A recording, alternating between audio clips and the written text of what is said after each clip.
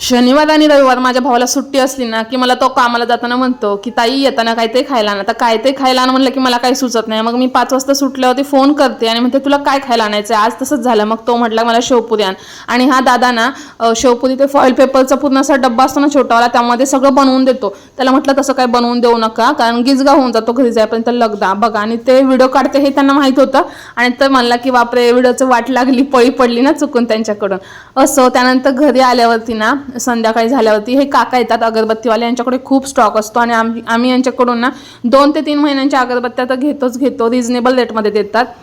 त्यानंतर दुसऱ्या दिवशी आम्ही पिल्लूचं हे शूट केलं होतं घरगुती, एकदम मिनिमल छान डेकोरेशन झालं होतं.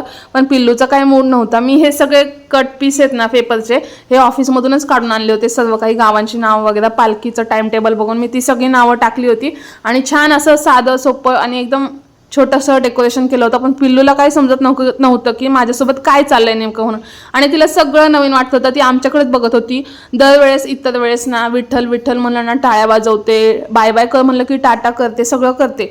पण आज तिला काहीच कळत नव्हतं. आणि त्यानंतर थोडेच दिवस गेल्यानंतर माझी पिल्लू, पप्पा म्हणजेच माझे वडील आणि आई गावी जाणार होते. मग पप्पा म्हटले मी तिला गावी घेऊन जातो. आता ऑलमोस्ट 11 महिन्याचे झाले पण आम्हाला काही करमत नव्हतं. आणि ते गेल्यानंतर मी सगळं काही मागचं आवरून घेतलं. मम्मीनी सगळी भांडी वगैरे सगळं लावून ठेवलं होतं कारण आता थोडे दिवस वावर नसल्यामुळे घरामध्ये भांड्यांवरती धूळ वगैरे चढते. इथे देव पण घेऊन गेले होते आणि ना घर पूर्ण खाली खाली वाटत होतं आणि आम्हाला पण अजिबात करमत नव्हतं. घरामध्ये पण करमत नव्हतं आणि बाहेर पण करमत नव्हतं. मी सगळं आवरून घेतलं, दूध तापवलं आणि पाटीत गार करायला ठेवून घेतलं. कसं आहे ना आपलं बाळ आपल्याला सोडून गेलं नाही इतर ठिकाणी कुठे, खरंच आईला एका करमत नसतं. आणि माझी सिच्युएशन तशीच झाली होती.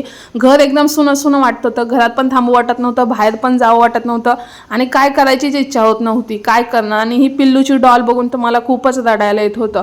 असं सगळं काही सिच्युएशन झाली होती आणि म्हटलं हा व्लॉग आपण शेअर करू की नको, तरी पण मी हा व्लॉग शेअर केलाय.